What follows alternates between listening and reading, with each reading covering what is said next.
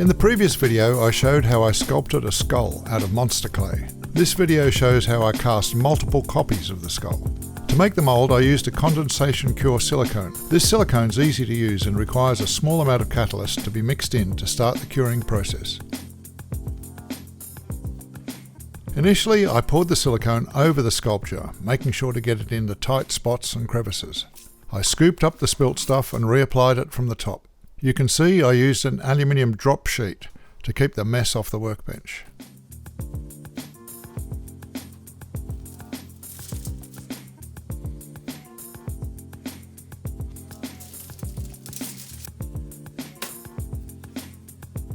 I soon realised that I would need a stand to hold the sculpture in place.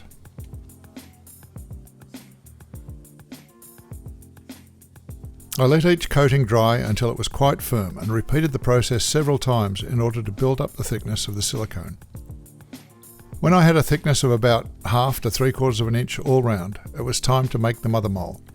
This outside mould holds the inner silicone one firm when you're making a casting. I originally tried to make the mother mould out of plaster of Paris, but the plaster turned out a bit brittle, so I opted for a much more durable solution and used fiberglass instead. After making a template, I cut a sheet of plywood that fit closely around the mould, cut a couple of small blocks to make keys, and gave the whole surface a coat of Vaseline to prevent the fiberglass sticking. Then I cut some fiberglass strips and coated the one side of the mould with glass and resin.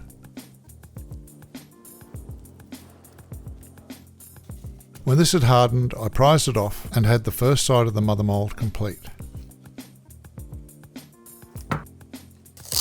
I completely coated the inner face of this half with masking tape and repeated the procedure to complete the mother mould. When it was hard, I prized it off and cleaned up the edges with scissors and sandpaper to get rid of the sharp spikes of fiberglass. Then I cut the back of the mould in a zigzag so that it would key together when making a casting.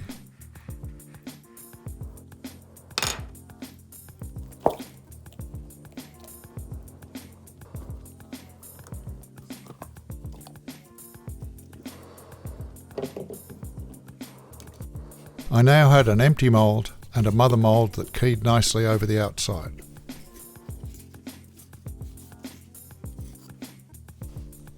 The first casts I tried were with polyurethane resin, which is mixed up in equal proportions and dries quite quickly at room temperature. I poured in the mix and intended to rotocast my first skull.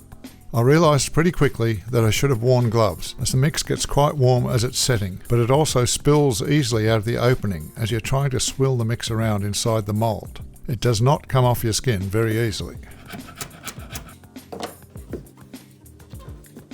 My first results were a bit disappointing as the casting was very thin in places and the coating was quite uneven.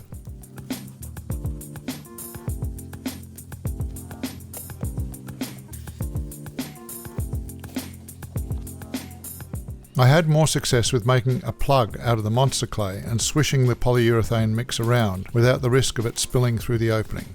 I also had better results with multiple coats, but this meant taking a longer time to get a casting, and each coat needed 30 or so minutes to firm up. Eventually I got some good casts though.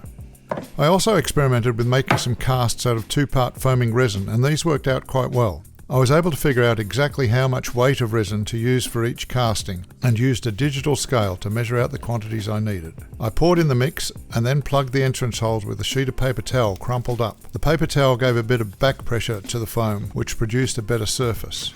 I got a lot of good casts out of the foam. Now I'm experimenting with different paint techniques to finish off the castings.